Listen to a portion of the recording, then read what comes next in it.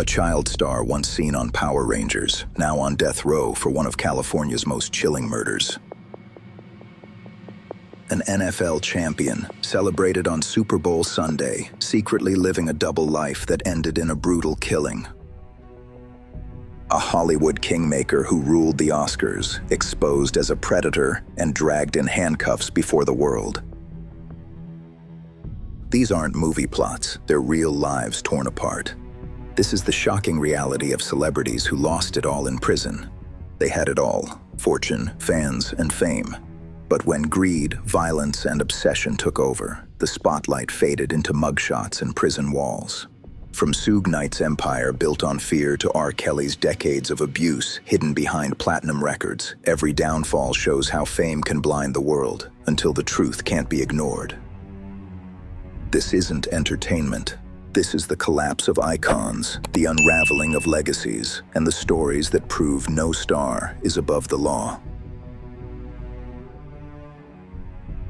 Skylar DeLeon. Skylar DeLeon's name once flickered across television screens in the early 1990s. He was a child actor with a minor appearance on Mighty Morphin Power Rangers, one of the most popular kids' shows of its time. For many, even a brief role could serve as a stepping stone into a larger Hollywood career. But DeLeon's career never took off. The failed pursuit of fame weighed heavily. Without stability at home, his father spending years in prison, DeLeon turned toward quick money schemes and reckless choices. By adulthood, he was drowning in debt, his marriage under strain, and his once hopeful image now overshadowed by desperation. Hollywood had rejected him, and in that rejection, he embraced a darker path.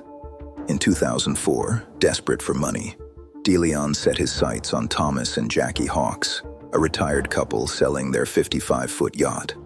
Posing as a family man interested in buying the boat, he gained their trust.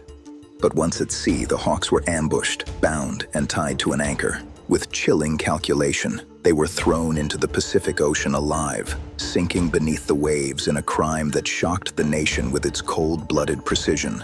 The brutality of the crime stunned the public. Prosecutors portrayed DeLeon as a manipulative figure who used his fading Hollywood persona to mask his greed. In 2009, a jury sentenced him to death. The contrast remains striking. A boy who once dreamed of red carpets and stardom now sits on death row, remembered not for his brush with Power Rangers fame, but for orchestrating one of California's most chilling murders. His story illustrates how the collapse of ambition, when twisted by greed, can turn the pursuit of success into a legacy of ruin.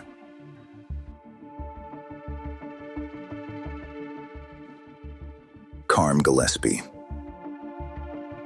In the 1990s, Carm Gillespie had a brief but promising stint in the Australian entertainment world.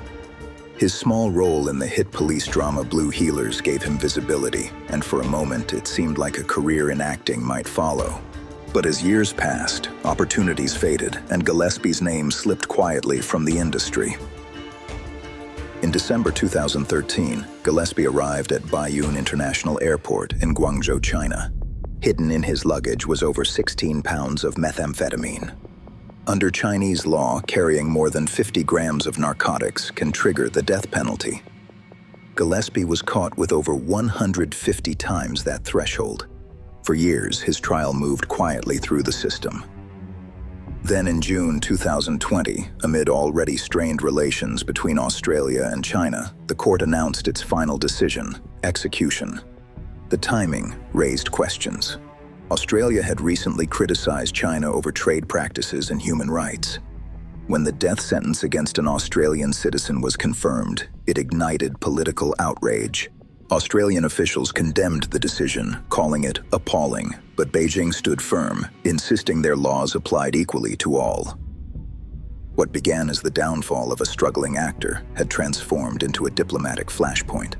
Gillespie's fate was sealed not just by the drugs in his suitcase, but by the rigid grip of China's legal system and the broader tensions between two nations. War Machine. Jonathan Paul Copenhaver, known to fight fans as War Machine, once looked destined for a career under the bright lights of mixed martial arts.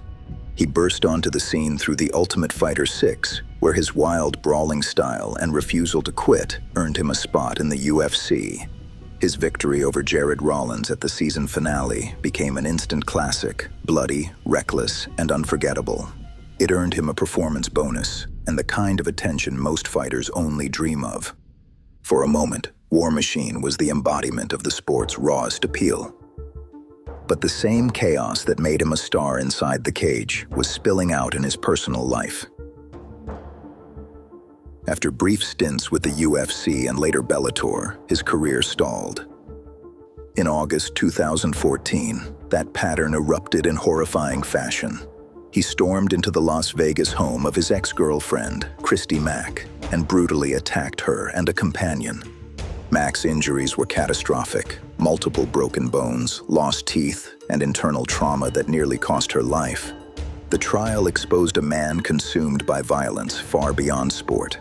In 2017, he was convicted on 29 felony counts and sentenced to life in prison with the possibility of parole after 36 years. The fall was devastating. Once cheered by crowds, he is now remembered not for his fights, but for a crime that destroyed lives. War Machine's story is a stark reminder that when unchecked aggression escapes the cage, it can cage the man himself forever. Joe Sun. On Christmas Eve, 1990, a young woman was abducted from a California street. She was held at gunpoint, raped by multiple assailants, and left for dead. For years, the case lay dormant until DNA technology caught up nearly 2 decades later. The results pointed to an unlikely suspect, Joe Sun, the man audiences remember as the shoe-throwing villain Random Task in Austin Powers. The revelation sent shockwaves through Hollywood. A character once synonymous with satire and silent comedy had been exposed as a violent predator. Before his arrest, Sun had built a strange profile: a failed UFC fighter, a veteran actor in low-budget movies, and a comic relief in one of the most iconic spy parodies of the 1990s. In 2008, he was convicted of torture for his role in a 1990 gang rape and sentenced to life in prison. The details revealed in court were harrowing: psychological scars that never healed for the victim, and a perpetrator who showed no remorse. In 2011, Sun allegedly murdered his cellmate, beating him to death in a fit of uncontrollable rage. That act extended a prison sentence that already guaranteed he would never be free again.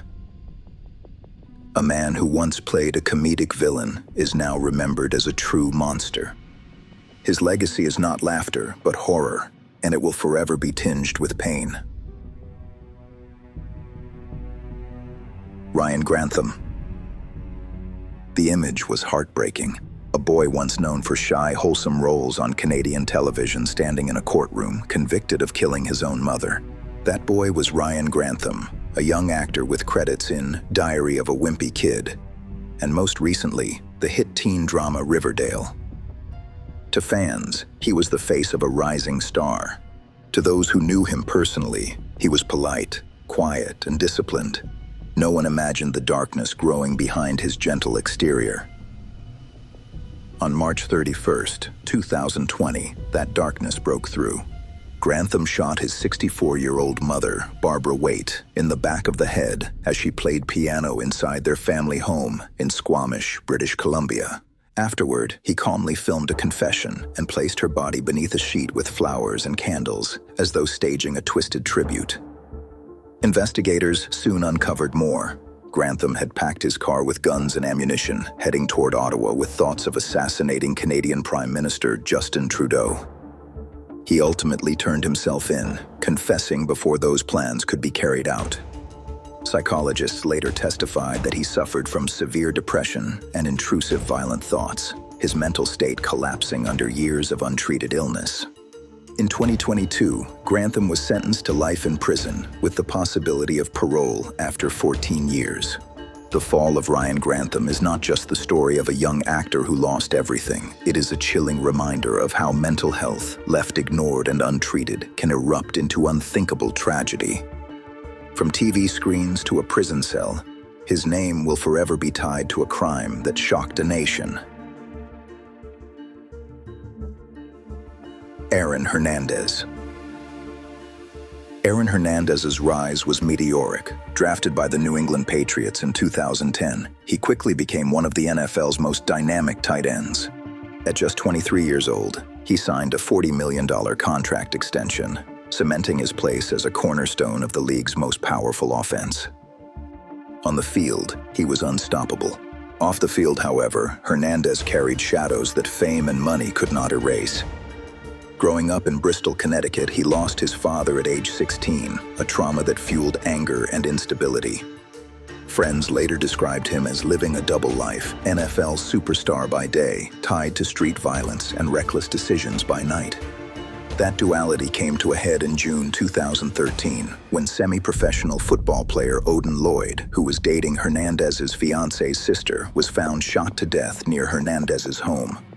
Prosecutors argued that Hernandez believed Lloyd had betrayed him, perhaps by speaking about his secrets or undermining his image. Evidence quickly pointed back to him. Surveillance footage, text messages, and shell casings all linked the tight end to the crime. The trial in 2015 captivated the nation. Hernandez was convicted of first-degree murder and sentenced to life in prison without the possibility of parole. Additional charges tied him to other shootings, reinforcing the image of a star consumed by violence. The fall was catastrophic. From end zones and Super Bowls to a prison jumpsuit, Hernandez lost everything: his contract, his teammates, his legacy. In 2017, he was found dead in his cell, ruled a suicide at just 27 years old. Aaron Hernandez's story remains one of the most shocking tragedies in sports, proof that no amount of talent or wealth can shield a man from the weight of his choices. C. Murder.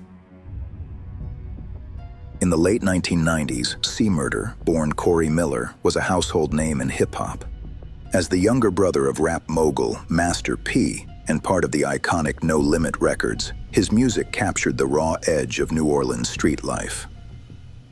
Albums like Life or Death went platinum, and his name echoed from clubs to street corners. For fans, C. Murder was more than an artist. He was a voice of authenticity, someone who carried the grit of the streets into mainstream rap. But that same connection to the streets never left him. In 2002, the line between fame and violence finally snapped. At a club in Harvey, Louisiana, a 16-year-old fan named Steve Thomas was shot and killed during a fight. Witnesses identified C. Murder as the shooter. The incident stunned fans. A rapper admired for his music, now accused of killing one of his own listeners. The legal process dragged on for years, with mistrials, appeals, and allegations of unreliable witness testimony. Still, in 2009, he was convicted of second-degree murder and sentenced to life in prison without parole. Supporters insisted the case was built on shaky ground, while prosecutors argued the evidence painted a clear picture of a man unable to leave behind the violence he glorified in his lyrics. C. Murder's downfall is a haunting reminder. Authenticity in art can inspire, but living too close to the chaos it describes can destroy everything. Bobby Beausoleil. Before his name was tied to murder, Bobby Beausoleil dreamed of being a musician and actor. In the late 1960s, he was part of Los Angeles' counterculture scene. Handsome, charismatic, drifting between music, film, and communes. He played guitar in local bands, worked with underground filmmaker Kenneth Anger, and imagined himself destined for artistic fame. But Beausoleil's restless nature and fascination with rebellion drew him closer to darker influences. That path led him straight into the orbit of Charles Manson and his cult-like family. Beausoleil became both follower and enforcer, a man willing to act on Manson's violent philosophies. In July 1969, he murdered musician Gary Hinman, a crime that became the first blood spilled in the wave of killings associated with the Manson family. His arrest soon followed. Found asleep in Hinman's stolen car, Beausoleil was tied directly to the crime. In 1970, he was convicted of first-degree murder, initially sentenced to death. His punishment was later commuted to life in prison when California struck down the death penalty.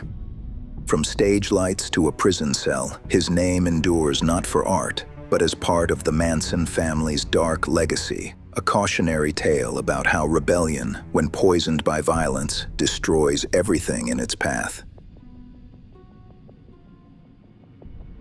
Suge Knight. 2 decades earlier, Suge was untouchable.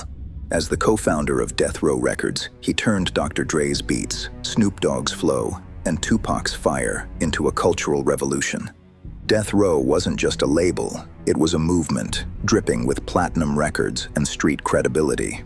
Suge himself loomed large, a towering figure in sharp suits and blood-red ties, walking red carpets while quietly ruling through fear. That blend of music and menace couldn't last. Arrests, lawsuits, and whispers of gang ties chipped away at his empire. By 2015, the Kingpin was no longer in a boardroom but in a parking lot confrontation. What ended with a body under his wheels became the final nail in a coffin he had been building for years. In 2018, Suge Knight accepted a plea deal, 28 years in prison for voluntary manslaughter. Suge's fall is unlike any other in music history. His story isn't just about fame lost. It's about power built on fear and how empires born from intimidation eventually collapse under their own weight.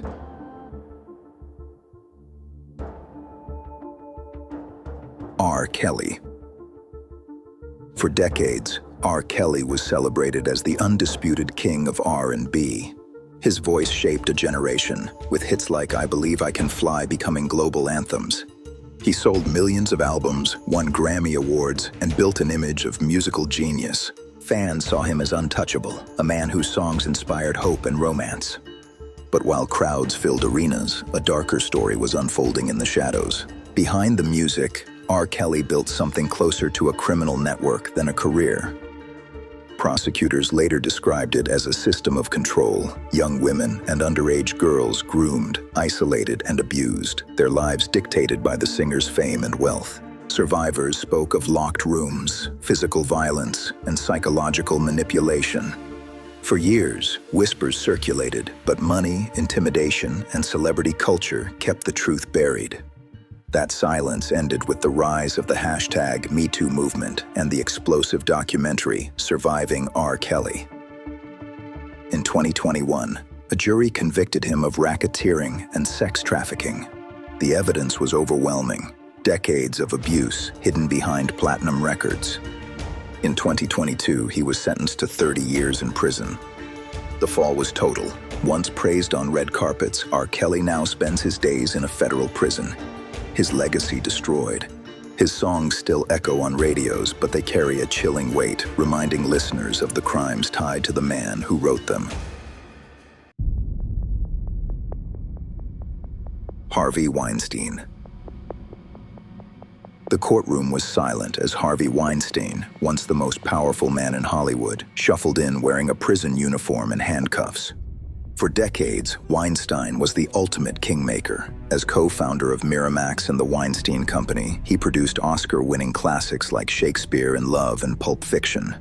Stars owed their careers to him, and his word could make or break a movie. On red carpets, he was celebrated as a genius, a tastemaker, a man with the power to shape culture itself. But behind closed doors, that power became a weapon. Dozens of women accused him of sexual harassment, assault, and rape. The stories were eerily consistent: meetings in hotel rooms, career opportunities dangled as leverage, threats if they resisted. Everything changed in 2017, when the New York Times and the New Yorker published bombshell investigations. Survivors filled the courtroom with stories of coercion and violence, shattering decades of silence. In 2020, Weinstein was convicted of rape and sexual assault, sentenced to 23 years in prison. 2 years later, a Los Angeles court added 16 more years for additional crimes. Weinstein's downfall is more than one man's disgrace. It is a cultural reckoning. Hollywood crowned him a king, but history will remember only the predator. Danny Masterson. Masterson had been a familiar face in millions of homes, embodying the slacker charm that made a sitcom iconic. But away from the cameras, prosecutors revealed he used his fame and his ties to the Church of Scientology to shield predatory behavior. Between 2001 and 2003, he drugged and assaulted women in his Hollywood Hills home. When they tried to report, Scientology leaders allegedly told them to stay silent, framing it as their spiritual duty to protect him. For nearly 2 decades, that silence held. The dam broke. Testimonies emerged with chilling consistency, painting a picture of a man who felt untouchable. In 2023, justice caught up. Masterson was convicted on 2 counts of rape by force and sentenced to 30 years to life. The judge's words were stark. His victims' voices had finally been heard. His fall is not just about a sitcom star losing fame. It is about a system of power, celebrity, wealth, and religious influence that allowed abuse to fester in plain sight. Rashid Byrd. The name Rashid Byrd once carried a different weight. In 2008, he stood on a movie set beside Will Ferrell in the comedy Semi-Pro, playing downtown funky stuff Malone. Before that cameo, Byrd had chased a basketball career, tall and athletic, a familiar face in streetball circuits. He wasn't a household name, but he had a taste of Hollywood and the dream of athletic success. In the years that followed, Byrd was accused of a series of violent sexual assaults. According to prosecutors, he used his size and status to intimidate and overpower multiple victims. The courtroom proceedings were stark. Evidence from multiple victims painted Byrd not as an entertainer or athlete, but as a serial predator. By 2024, the verdict was clear: guilty on numerous counts of sexual assault. The sentence was crushing: 90 years to life in prison. The impact was final. His name, instead of being remembered for athletic feats or comedic moments on screen, is bound to prison walls and the trauma he inflicted. Colin Walker. It started with a message. The sender, Callan K.R. Walker, an up-and-coming actor and rapper who had landed a role in the 2018 film Superfly. He told them about photo shoots, music videos, and connections that could change their careers. For many, it felt like the break they had been waiting for. But what awaited them was not opportunity. It was a trap. Walker's career once seemed ready to take off. He mixed acting, rap, and a growing presence on social media, branding himself as a multi-talented star. Over the years, dozens of women came forward, describing how he lured them with promises of work before assaulting them in isolated settings. The courtroom revealed the scope of his crimes. Testimony after testimony painted the same chilling picture: coercion disguised as opportunity, charm that turned violent, and a predator who believed his rising status made him untouchable. In 2022, he was convicted of multiple counts of rape and sexual assault. The sentence was staggering: 50 years to life in prison. His career was over before it truly began.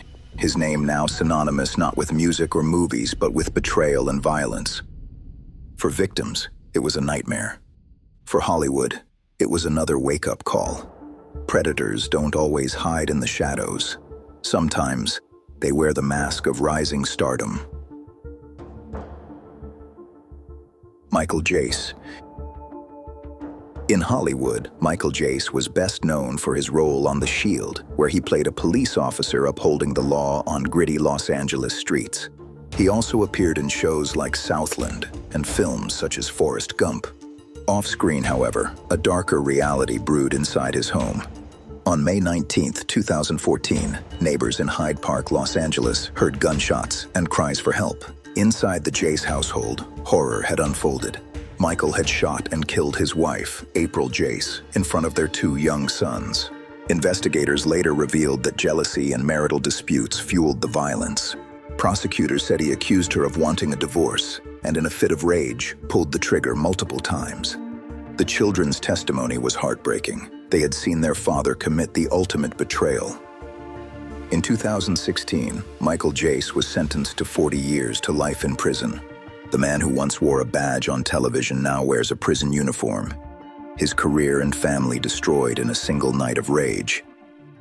Michael Jace's downfall is more than a celebrity scandal. It is a stark reminder that domestic violence shatters lives, no matter the fame or status of the person behind it.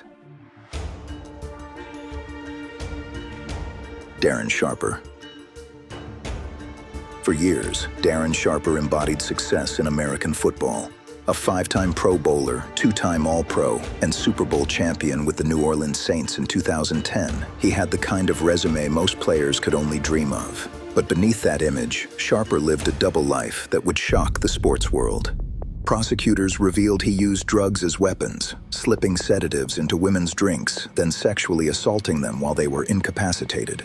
His crimes spanned multiple states, from California to Louisiana to Arizona.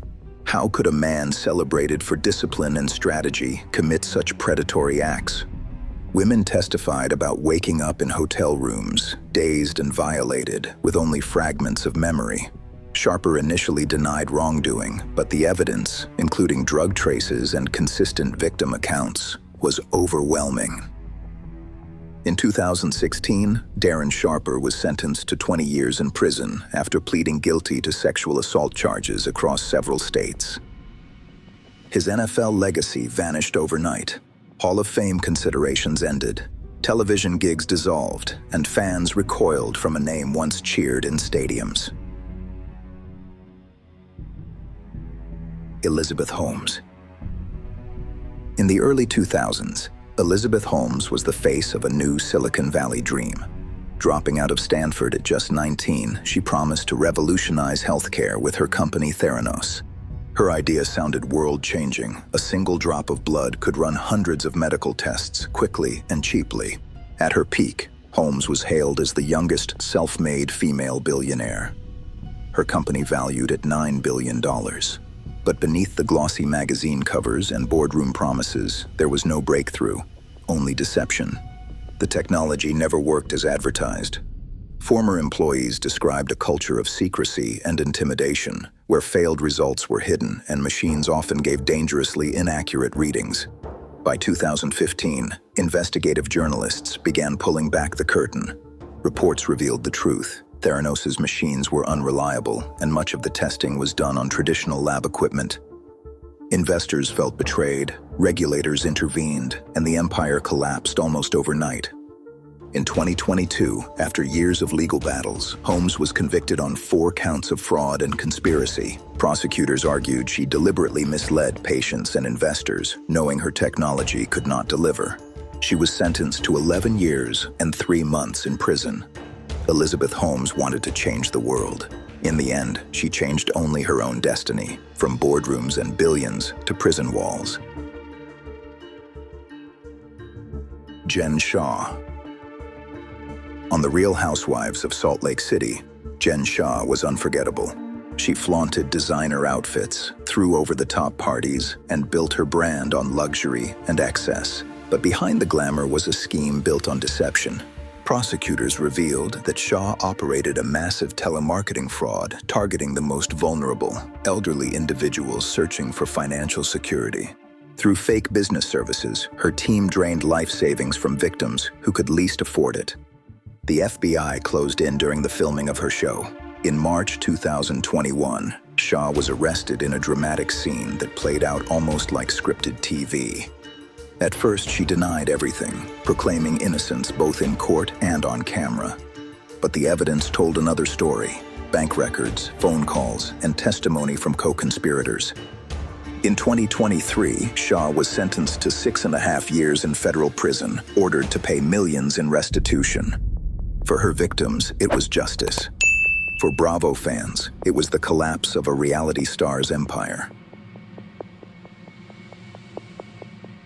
Josh Duggar. On TLC's hit reality show 19 Kids and Counting, Josh Duggar was presented as the model eldest son. With his wife and children, he embodied the brand of strict Christian morality the Duggar family projected to millions of viewers. He even worked in Washington, D.C. for a conservative lobbying group championing family values.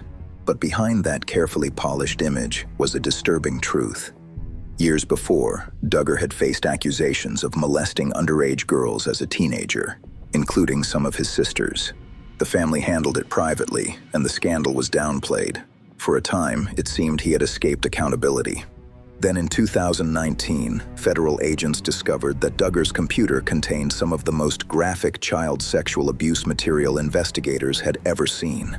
The details horrified even seasoned law enforcement officers.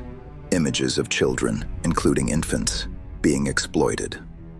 In December 2021, the jury convicted him, and he was sentenced to 12.5 years in federal prison. Josh Duggar's downfall is one of the starkest examples of hidden darkness behind public virtue. From reality TV's golden boy to convicted predator, his story is a chilling reminder that moral image means nothing when actions tell a different truth. Tammy Sitch. In the 1990s, Tammy Sitch, better known to wrestling fans as Sunny, was a trailblazer. With charisma, beauty, and mic skills, she wasn't just a manager at ringside. She was a star in her own right. At her peak, she was one of the most downloaded women on the internet, gracing magazine covers and capturing the spotlight in an industry dominated by men. But fame could not mask the demons that chased her.